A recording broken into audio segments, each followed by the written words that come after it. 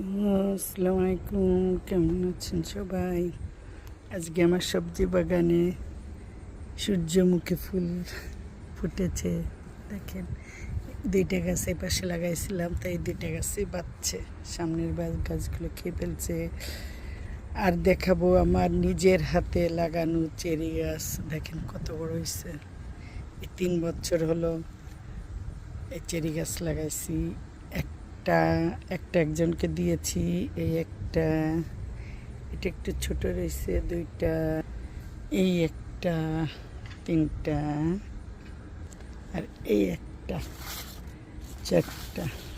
এটা অনেক বড় হয়ে গেছে। এটা উঠায় অন্য জায়গায় লাগাতে হবে, যেহেতু আমার ঘরের পাশে অনেক বড় হয়ে গেছে। এগুলো আমি বাগানে গিয়েছিলাম, অনেক মিষ্টি চেরিগুলা। সেই